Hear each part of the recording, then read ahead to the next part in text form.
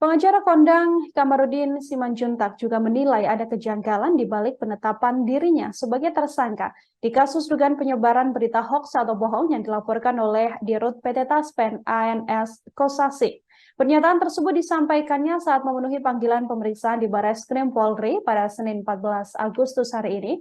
Menurutnya, kejanggalan pertama yang dirasakan adalah unsur yang dianggap penyidik sebagai pelanggaran pidana terjadi saat dirinya menjalankan tugas sebagai pengacara. Sehingga menurut Kamarudin, penetapan tersangka yang dilakukan tersebut telah melanggar Undang-Undang Advokat. Kamarudin juga mengatakan bahwa tak diperlakukan baik dan bahkan ada unsur politis di balik penanganan kasus yang menjeratnya.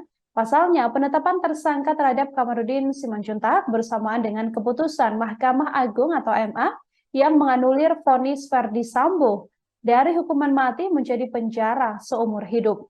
Selain itu, Kamarudin juga menyebut banyak pihak yang belum dimintai keterangan dalam penanganan kasus dirinya. Hanya saja status hukumnya justru langsung ditingkatkan sebagai tersangka. Kamarudin Simanjuntak juga menuturkan bahwa berbagai hal janggal ini diakuinya adalah untuk membungkam dirinya agar tak bisa mengungkap kasus-kasus yang saat ini ditangani dengan klien termasuk istri dari Dirut PT Taspen tersebut. Saat datang ke Barreskrim Polri, Kamarudin Simanjuntak juga tampak memakai toga dan dinampingi oleh sejumlah advokat. Para advokat ini memberikan dukungan penuh pada Kamarudin Simanjuntak. Mereka juga mengancam akan berdiam diri dan menetap di Barreskrim Polri apabila setelah diperiksa nanti Kamarudin Simanjuntak langsung ditahan oleh pihak kepolisian. Menurut para advokat, langkah yang dilakukan oleh pihak kepolisian ini sudah mencederai atau melecehkan profesi dari advokat. Langsung intinya aja bang. Intinya apa bang? Iya nanti itu biar kamu nyidik aja bang. Di sini biar intinya aja apa?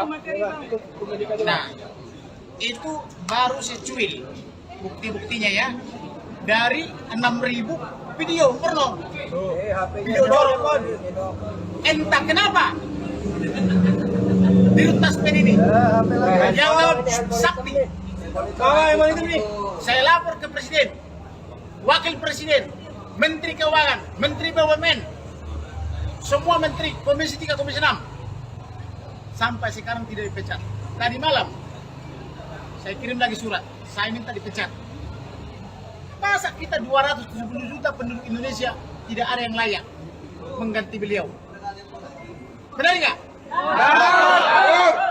Masa dia sendirian? Nah kemudian ini klien saya dengan anaknya 7 tahun. Berapa tahun sekarang ya? Dari 7 tahun sampai 8 tahun. Aduh 2 tahun saya bilang.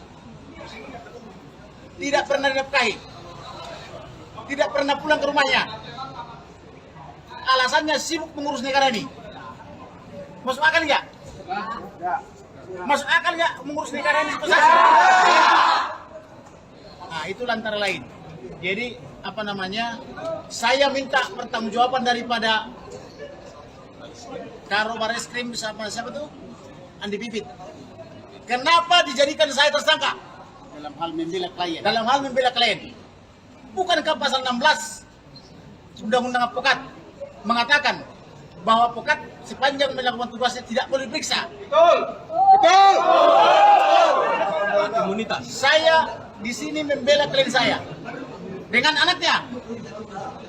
Saya diperlakukan sangat tidak baik, macam politik, berhubungan dengan putusan Ferdy Sambo. Putri. Bisa bersamaan kok. Putusan Ferdy Sambo yang diskon 50% dan kawan-kawan, tapi di waktu yang sama saya ditelepon dan tersangka. Saya tanya dia, udah diperiksa belum? Belum. Lalu siapa yang diperiksa? Saya tanyain wanita-wanita ini, belum diperiksa. Lalu kok Barreskrim Mantan 15 berani menjadikan saya tersangka? Atas dasar apa dijadikan saya tersangka? Ya, betul. Saya minta hari ini Dirut Taspen dipecat.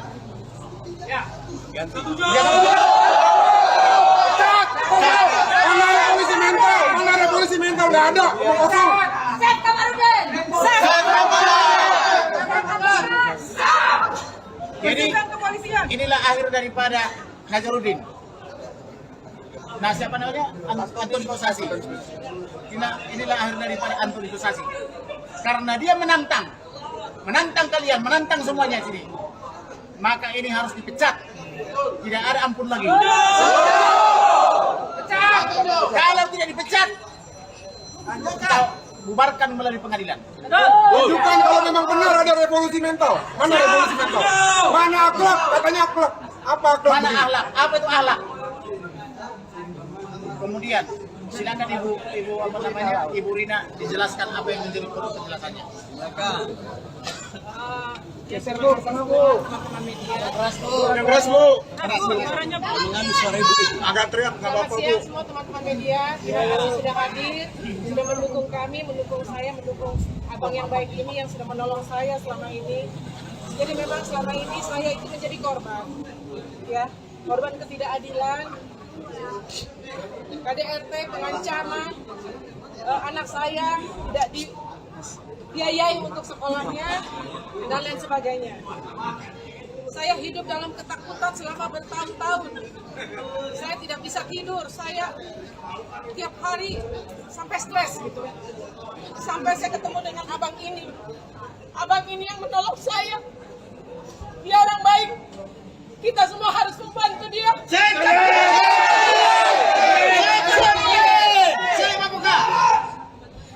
Yang jahat itu suami saya.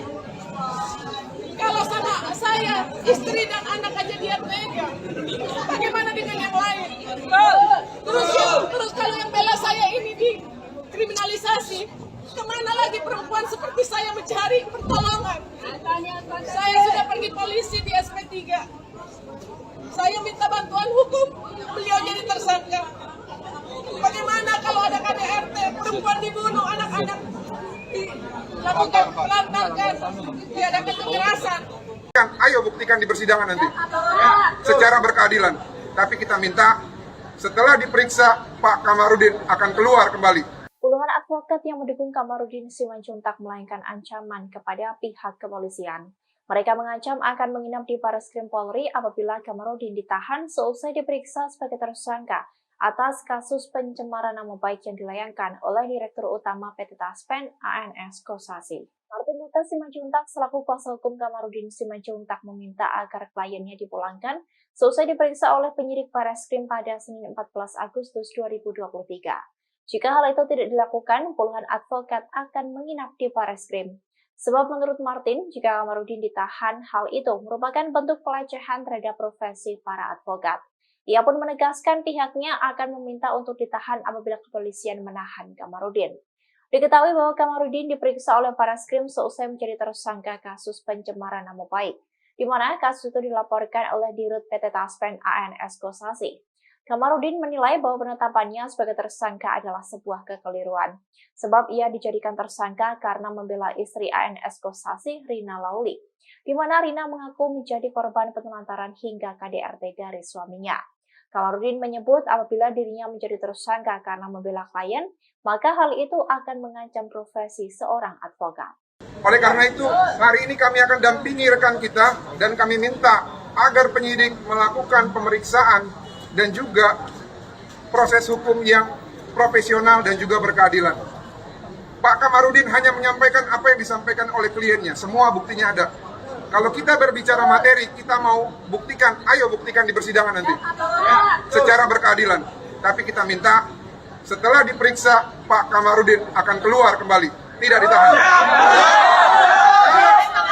Kalau sampai ditahan, menurut kami ini adalah pelecehan terhadap profesi kami yang menjalankan profesi dan tanggung jawabnya secara etiket baik.